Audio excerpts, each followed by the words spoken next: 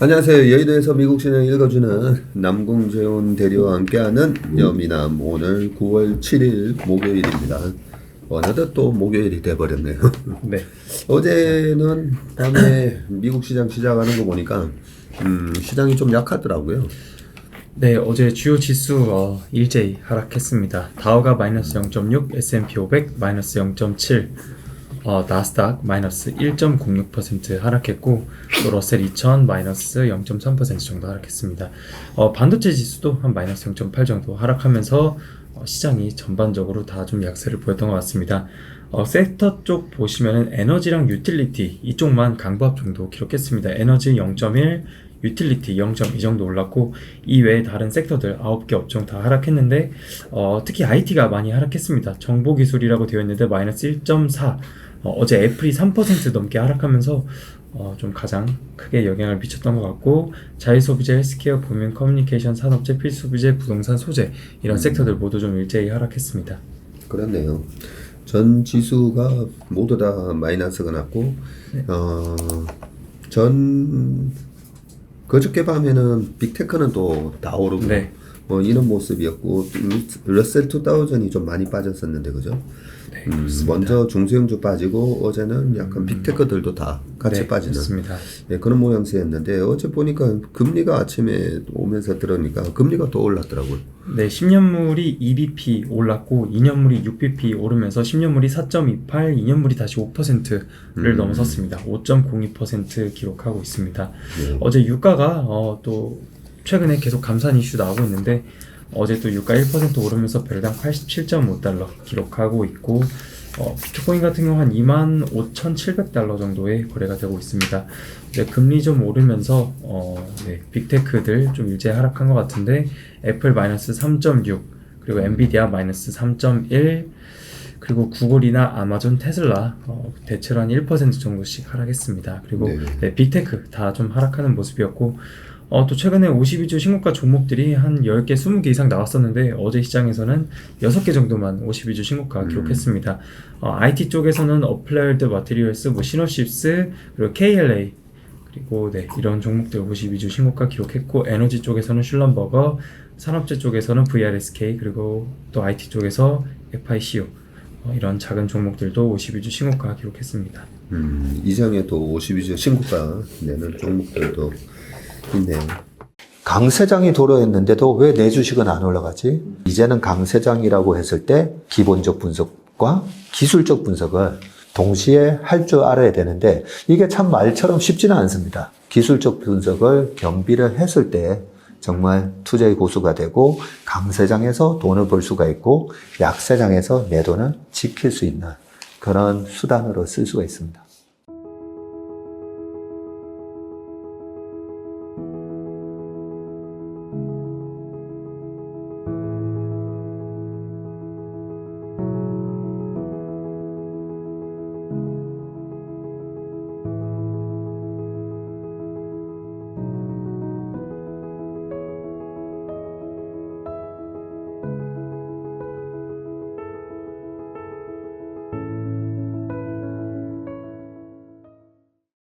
아마 금리는 어제 발표됐던 ISM 서비스 PMI 때문에 그런 것 같으니까, 네. 그거는 조금 이따가 다시 한번 네, 자세히 말씀드리겠습니다. 설명을 해주시고요. 아래 섹터별로 네. 주요 종목들 한번 볼까요? 예, 반도체 쪽이 어제 좀 크게 하락했었던 것 같습니다. TSMC 마이너스 2.5%, AMD 마이너스 1.4%, 또 하락했고, 또 조금 올랐었던 종목들도 있습니다. 대체로 강보합 정도 기록했는데, 마이크론이 한 0.2% 정도, ASML 0.4, 인텔도 한 0.7% 정도 상승했습니다. 그리고 대부분이 파란불인데요. 자동차 쪽에서도 보시면 GM이 한 마이너스 1.4 정도, 그리고 루시드 마이너스 2.5, 포드랑 리비안 약보합 정도 기록을 했었습니다. 네. 그리고, 예. 근데 지금 전 세계에서 자동차 주가 중에 제일 강한 주가가 있어요. 어딘지 아세요? 기아, 현대. 아니요. 그런 요즘 기아 현대는 좀 안 네네. 좋고, 물론 우리가- 테슬라가 올해 저점 대비가 예. 많이 오르긴 했는데, 최근에도 강하게 올라가는 자동차 주식이 있는데, 그게 도요타하고 혼다. 아, 네. 네, 오늘 아침에 제가 좀 확인을 했었는데 엔화가 계속 좀 안 좋다 보니까 근데 일본 시장은 나쁘지 않아서 일본 시장이 지금 계속 니케이 225가 33,240이고요. 어제도 0.6%, 일주일 단위로도 2.8%, 1개월 3%, 네, 3개월에도 지수가 4%, 네. 그리고 연초 이후로 27%나 또 올랐는데, 네. 네, 그래서 도요타가 시가총액 1등이다 보니까 도요타의 시가총액이 얼마인가 봤더니 이제 400조 가까이 다 돼가고 있고, 네. 네, 계속 지금 신고가 뚫으면서 정말 우주로 날아가는 듯한 네, 그런 모습을 보이고 있어서 엔화 약세가 전 세계 자동차 시장에 크게 영향을 주고 있구나라는 생각을 좀 해봤었습니다. 네, 섹터 쪽에서는 뭐 별다르게 큰 특이사항은 없었던 것 같습니다.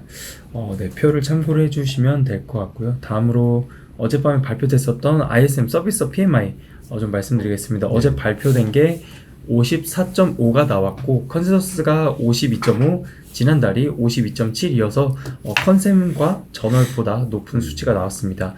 먼저 사진 1번부터 봐주시면은 ISM 서비스 PMI를 4가지 항목이 구성을 합니다. 기업 활동, 신규 수주, 고용, 그리고 공급자 딜리버리 이렇게 되고 있는데 이 4가지 항목 모두가 전월 대비해서 성장하는 모습이 나왔습니다. 그러니까 기업 활동이 0.2 올랐고요. 신규 수주도 2.5 올랐고 고용 쪽도 한 4, 그리고 공급자 딜리버리 쪽도 0.4 오르면서 4개 항목 모두 성장했고 그래서 54.5 나오면서 1.8 정도 ISM 서비스 PMI 지수가 성장했습니다. 네, 원래 컨센서스는 52.5였죠. 네, 좀 서비스 쪽이 둔화될 거라고 보고 있었습니다. 예, 저널이 52.7에서 오히려 52.5 하면서 둔화될 거라고 했는데 네. MOM으로도 1.8이나 증가를 했으니까 어제 금리가 올라가고 네. 예. 이 금리가 올라가니까 또 11월 달에 금리 인상하는 거 아니냐 하면서 네.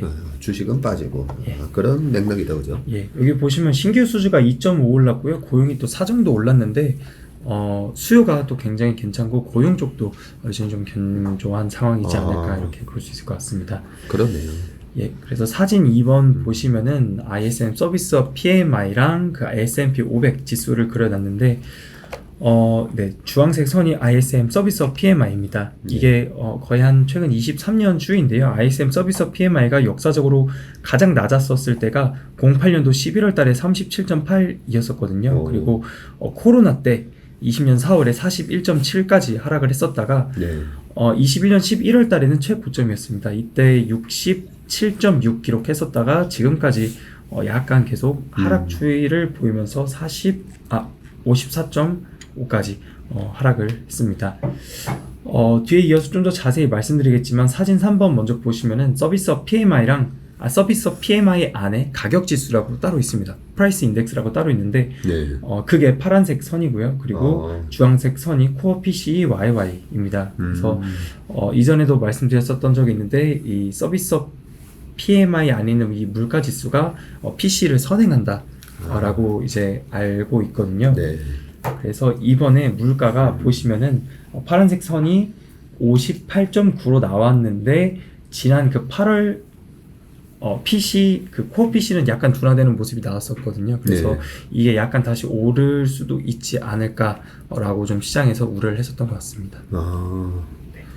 매번 얘기를 많이 해주셨는데 자꾸 까먹게 되는데 ISM 서비스 PMI 안에 있는 이 가격 지수, 네. 뭐 재고 지수, 가격 지수, 수주 잔고 뭐 이렇게 네네, 여러 가지 그렇습니다. 품목이 있는데 이 가격이 PC의 코어 PC를 선행한단 말이죠. 예, 그렇습니다. 여기 왼쪽 한 가운데 쪽에 표 보시면은 19년도 12월에 이 가격 지수가 59.8에서 20년 3월에 50.4까지 떨어졌었거든요. 근데 20년 2월달 보시면 코어 PC YY가 1.8이었다가 20년 4월에도 0.9로 이렇게 좀 빠지거든요. 그렇네요. 그래서 이런 약간 선행성이 있는 지표라서 그동안 좀 관심 있게 봤었고, 파란색 선 가장 최고점 때 21년 12월에 보시면 84.5를 기록했었다가 네. 계속 둔화되는 모습이 나왔었거든요. 네. 근데 이번에 이 선만 보시더라고 약간 다시 반등하는 모습이 나와서 그렇네요. 이런 부분들을 시장에서 좀 어제 또 우려를 했었던 것 같습니다.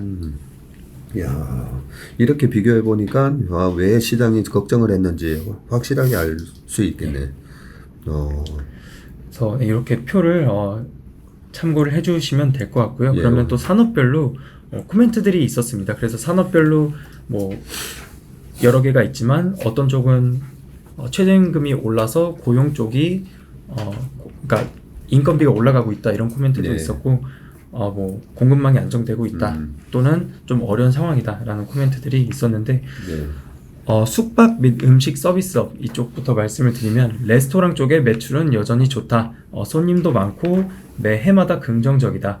코로나19 이전과 비교해봐도 여전히 좋은 수준이고 고용도 안정적이고 또 좋은 직원들을 고용할 수 있다라고 합니다. 근데 지난 7월 달부터 시행된 최저임금 인상 등으로 그 인건비가 좀 올라갔다라고 코멘트를 했습니다. 그래서 ISM 서비스업 그 가격 지수가 약간 올라갈 수 있는 요인이 되지 않았을까 이렇게 볼 수 있을 것 같고, 또 건설 쪽에서는 전국적으로 판매가 호조를 보이고 있다. 상품 가격은 안정적으로 유지되고 있고 비용 절감을 위해서 노력 중에 있다. 코로나19 이전 수준으로 복귀를 했다라고 합니다. 또 헬스케어 이쪽에서는 인건비는 줄어들고 있지만 의약품 그리고 의약품들의 원가는 여전히 높은 수준을 유지하고 있어서 OPM에 좀 훼손을 주고 있는 상황이라고 합니다. 공급망에는 안정적이지만 그 제약 품목에 따라 다르다. 이번 달 환자 수와 매출은 좀 감소세를 나타내고 있지만 이 백투스쿨 시즌에 약간 반등할 수도 있다. 근데 예측은 조금 조심스러운 상황이라고 합니다. 그러고 보니까 네. 이제 백투스쿨 시즌이네요. 네, 그렇습니다. 네. 미국 같은 경우에는 1학기가 이제 9월 달부터 보통 네. 시작하고 9월 중순, 9월 말 어디 조금 느리게 시작하는 데는 10월 초에 시작도 하더라고요. 그래서 백투스쿨 시즌이라 약간 좀 더 괜찮아질 수 있지만 예측하기는 어렵다라고 하는 것 같습니다. 또 네. 이어서 매니지먼트 오브 컴퍼니스 서포트 서비스 이쪽에서는 공급망 문제는 미국 밖에서 생산된 제품과 부품들을 포함을 하는데 배송 지연 문제가 생길 수 있어서 구매 가격에 영향을 미치고 있다. 일부 자재들 그리고 일부 제품들의 가격이 소폭 상승했다라고 합니다. 그래서 이런 부분들도 가격 지수 상승 요인이 될 수 있을 것 같고, 또 이 마이닝 쪽 보시면은 석유 및 가스 생산과 판매량이 좀 스테디하다, 꾸준한 상황이다. 그리고 상품 가격이 거의 바닥을 친 것 같다라고 하면서 코멘트에 바텀아웃이라는 말을 썼습니다. 근데 또 최근에는 유가가 계속 올라가고 있어서 예, 이런 코멘트는 지난달 거기 때문에 네. 그래서 또 다음 달에 이 마이닝 쪽에서는 뭐라고 코멘트를 할지 봐야 될 것 같습니다. 또 공공행정 이쪽에서는 가격이 안정되고 있다. 기업들의 경영진들은 24년 경기 침체에 대한 경고를 그렇게 심각하게 받아들이고 있지 않다라고 합니다. 연준의 인플레이션을 잡기 위한 노력이 생각보다 잘 통하고 있다고 생각을 하는데 이런 것들이 좀 일반적인 생각이다라는 코멘트를 줬습니다. 이어서 부동산 렌트 임대 쪽에서는 그동안 가파른 금리 인상으로 주택 건설 둔화는 뚜렷하지만 전반적인 상황은 양호해 보인다 라고 코멘트를 했습니다. 그리고 둔화는 되고 있지만 양호하다. 네. 전반적으로는. 맞습니다. 뭐 주택 상황 그렇게 나쁘지 않은 것 같다라는 것 같습니다. 마지막으로 리테일 트레이드 이쪽에서 기업들의 활동은 YY로 꾸준히 좀 둔화되고 있고 감소하고 있지만 그래도 예측치보다는 좋다. 예상보다는 상회하고 있는 상황이다라고 합니다. 그래서 보시면 뭐 고용이 좋은 데도 있고 안 좋은 데도 있고 비용이 줄어들고 있는 곳도 있고 늘어난 곳도 있는데, 그래서 ISM에서 말을 해주는 상품 가격 인상 품목 리스트 쪽을 보시면은 베이컨이라든지 구리 와이어, 디젤, 연료 휘발유 등의 에너지 관련 제품들이 가격 인상이 되었고, 전기 제품 쪽 그리고 식음료, 인건비, 목재, 각종 사무용품들 그리고 제약 관련 제품들의 품목들은 가격이 올랐다고 합니다. 반면에 가격이 인하된 품목들은 철강 제품이라든지 아니면은 이 가성소다, 수산화 나트륨으로 되어 있는데 한 이렇게 정도만 가격이 인하가 되었다라고 코멘트를 줬습니다. 그래서 대체로 가격 인상한 품목들 리스트가 훨씬 많은 것 같습니다. 여기 베이컨이 들어가니까 좀 특이하네요. 네, 음식료도 다 이렇게 들어가는 것 네. 같습니다. 근데 가만히 보면 미국에서 아침에 이제 뭐 베이컨. 맥도날드를 가든 어디를 가든 베이컨 앤 에그. 그죠? 베이컨에 그러니까 네. 중국도 보면 이 돼지고기 가격이 굉장히 중요한데 네. 가만히 생각하니까 미국도 말씀하신 대로 베이컨에 네. 그래서 베이컨이 주요 상품 가격에 들어가는군요. 네, 맞습니다. 그리고 또 산업별로 어떤 산업에서 가격이 인상되었는지도 코멘트를 해줬는데 보시면은 공공행정 쪽, 기타 서비스, 교육 서비스, 그리고 헬스케어, 그리고 프로페셔널 쪽이라든지 과학기술 서비스, 그리고 숙박 및 음식 서비스 이쪽도 레스토랑 이쪽이고요. 또 건설이라든지 유틸리티, 그리고 매니지먼트 오브 컴퍼니스, 그리고 IT 쪽, 금융 및 보험, 그리고 홀세일 트레이드 이쪽에서 이런 산업들에서 가격 인상이 있었다고 합니다. 그래서 대체로 가격이 좀 올랐었던 것 같고, 반면에 가격이 인하된 산업 쪽은 에그리컬처, 농업 쪽이라든지 또는 농립업, 그리고 운송 및 창고 이렇게 세 개의 산업만 가격이 인하됐다라고 발표를 했습니다. 그래서 대체로 품목들도 그렇고 산업들도 그렇고 대부분에서 가격이 좀 올랐다 이렇게 봐주시면 될 것 같습니다. 네. 그래서 앞서 보여드린 그 사진 3번 표처럼 이번에 그동안 계속 가격이 둔화되고 있다가 이번에 다시 약간 올랐는데 네, 이 서비스업 PMI 안에 가격 지수가 이 PC를 약간 선행하는 그 성향이 있다 보니까 약간 시장에서 우려를 했었던 것 같습니다. 네. 예전에는 ISM 제조 PMI나 서비스 PMI 요 숫자만 확인을 했었는데 네. 우리가 채플림이랑 여민함 하면서 이 서비스 제조 PMI 안에 들어가 있는 이 주요 품목들이 어떻게 되는지에 대한 세부 항목의 숫자를 이제 알게 됐고요. 네. 그 세부 항목에 따른 이 코멘트들, 예, 이 구매 관리자들이 직접 얘기한 거죠. 네, 그렇습니다. 네, 이 코멘트들이 너무 좋더라고요, 저는. 네. 이 코멘트를 쭉 읽다 보면 아까도 뭐 베이컨 가격 이런 것도 나오긴 하지만 제조업도 그렇고 이 서비스도 그렇고 어느 섹터가 요즘 잘 되고 있는지. 그래서 이 변곡점을 우리가 알게 된 게 제조업 서비스 PMI에서 지난 코로나 직후에는 네. 상품이 되게 잘 팔렸었잖아요. 그렇습니다. 그죠? 네. 예, 그러면서 아까 뭐 21년도에 제조 PMI는 6월 전으로 5월 달이 아마 고점을 쳤었던 걸로 기억을 하고, 근데 서비스 PMI는 보니까 11월이 고점이었네요.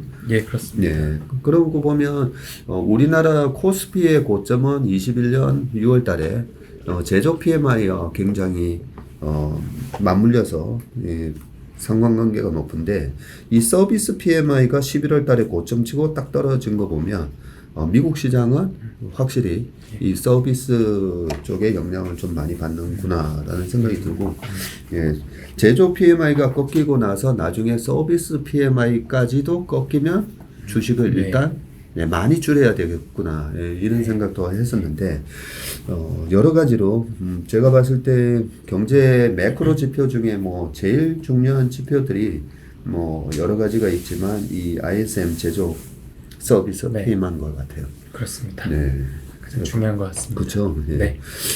우리나라 시장에 미국에 관련된 지표임에도 불구하고 결국은 우리가 수출로 먹고 사는 나라다 보니까 미국에서 어떤 제품, 어떤 서비스가 요즘 잘 되고 있는지에 대해서 뭐 무엇보다도 잘 알려주는 지표가 이 지표인 것 같고, 미국 사람들은 또 펀드 매니저들이 우리나라 수출도 네. 네. 통계치를 보면서 매매를 한다고 할 정도로 서로 이렇게 맞물리면서 주식시장에 직간접적인 영향을 주는 것 같습니다.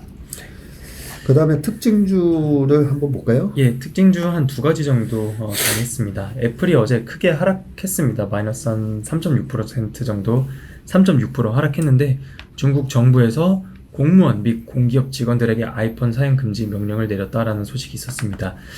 일단 네, 애플 애플 아이폰의 중국 익스포저가 한 19% 정도 된다라는 내용을 본 것 같은데 우측에 보시면은 흰색 선이 Fiscal Year Revenue from 중국이거든요. 그래서 예. 연간으로 보았을 때 중국에서 나오는 매출이다라고 봐주시면 될 것 같습니다. 22년도 기준으로 중국 쪽에서 거의 한 70빌리언 정도 예. 매출이 나왔다라고 표에서 되어 있습니다. 중국 쪽 매출이 19% 그죠? 예. 아이폰의 중국 네네. 시장 점유율도 한 요 정도 되는 걸로 제가 예. 알고 있는데, 야 중국 쪽에 대한 매출 비중이 꽤 크군요. 예, 20% 그렇습니다. 가까이 되네요. 그래서 네, 중국 쪽 매출이 큰 것 크리티컬 같습니다. 네. 마켓이라고 딱 되어 네, 있네요. 그렇습니다. 여전히 중국이 애플에 대해서는 아주 중요한 네.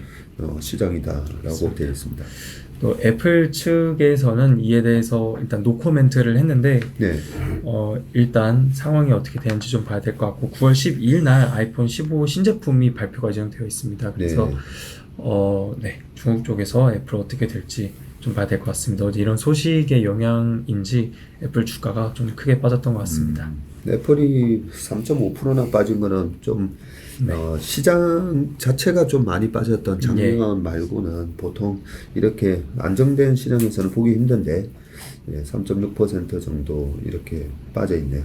워런 버핏의 버크셔 해서웨이의 또 포트폴리오가 공개되기도 했었는데 여전히 이제 애플 주식은 많이 들고 계세요, 그죠? 네, 맞습니다. 네, 거의 한 40% 정도. 그렇죠. 네, 워런 버핏이 이 뉴스에 주식을 팔까 생각해 보면 별로 안 팔 것 같기는 해요, 그죠?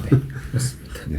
이 소식에 네, 그리고 12일 날 아이폰 15, 15 네. 신제품 발표가 예정돼 있는데 네, 딱 그렇습니다. 일주일 네. 앞두고 이런 예. 얘기가 나왔네요. 이게 뉴스에서 본 거는 최근에 하웨이에서 또 7나노 공정으로 해서 네, 그 메이트 60 스마트폰 새로 나왔죠. 네, 나왔었거든요. 그래서 미국이 또 추가 제재하는 거 아니냐 이런 얘기가 있었는데 또 중국 정부 쪽에서 바로 대응을 하려고 하는 건지 뭐 그런 이슈들이 좀 있었던 것 같습니다. 네, 공무원 및 공기업 직원들에게 이게 그 업무 시간에 사용하지 말라는 건지 아니면 아예 아이폰을 쓰지 말라는 건지 쓰지 말라는 아예 쓰지 말라고요. 쓰지 말라는 야, 그러면 좀 영향을 받겠다 예, 그죠? 그렇습니다. 중국 시장 중국에서 팔리는 아이폰이 19%나 되는데 중국의 공무원들이 한 몇 명 되려나 모르겠네요. 근데 공무원 및 공기업이에요. 네, 그렇습니다. 네. 이게 근무 시간인지 또는 아예 쓰지 말란지는 잘 모르겠습니다. 사실 업무 시간? 업무 시간에서 업무 시간. 그러니까 제가 아침에 듣기로는 업무 업무 시간. 시간에. 그런데 이 말이 사실 간접적으로는 업무 시간에도 아니 그쵸. 핸드폰을 써야 될 일이 있잖아요. 그렇습니다. 네, 근데 업무 시간에 쓰지 말라는 말은 이게 간접적으로 아예 아이폰 사지 마라고 얘기하면 미국에서 굉장히 강력한 또 보복 조치가 있을 수가 있으니까 그런 약간 느낌이다, 그죠? 네, 맞아요. 네, 업무 시간에 쓰지 마 이 말은 사실은 사지 마. 그리고 9월 10일 다음 주니까 다음 주 아이폰의 신제품 발표를 앞두고 그걸로 사지 말고 사실 화웨이나 이런 걸로 사라는 그런 간접적인 뉘앙스가.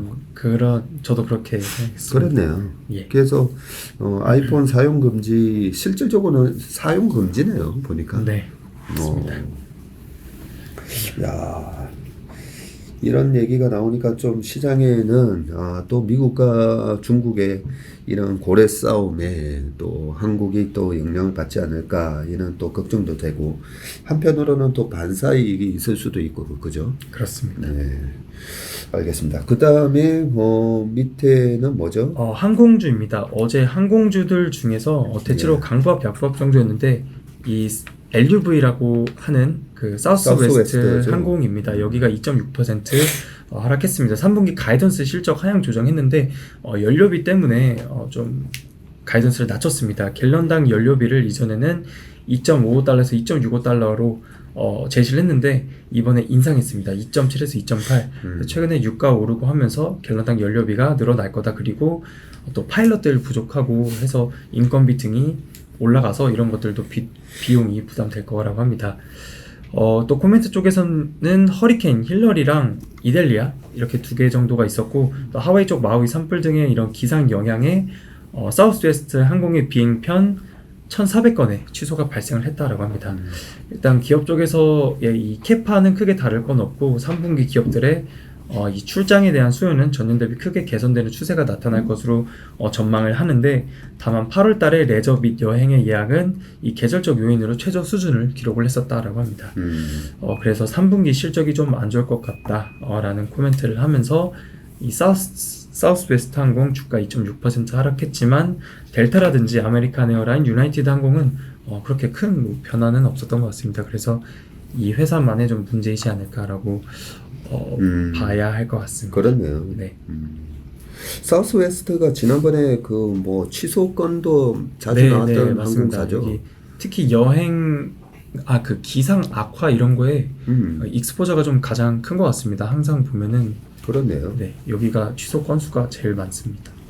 야, 예전에 제가 대학교 때였던가 유학 갔을 때였던가 이 사우스웨스트가 옛날에 하버드 비즈니스 리뷰에서도 아마 90년대에 나왔던 걸로 기억을 하는데, 이 저가 항공으로서 LCC로서는 가장 이제 선두주자로 미국의 항공 시장에 약간 혁신을 갖고 왔던 그런 기업으로 공부를 했던 회사인데, 요즘 나오는 뉴스들 보면 왜 이렇게 좀 허접해졌나, 사실 그런 느낌이 좀 드네요.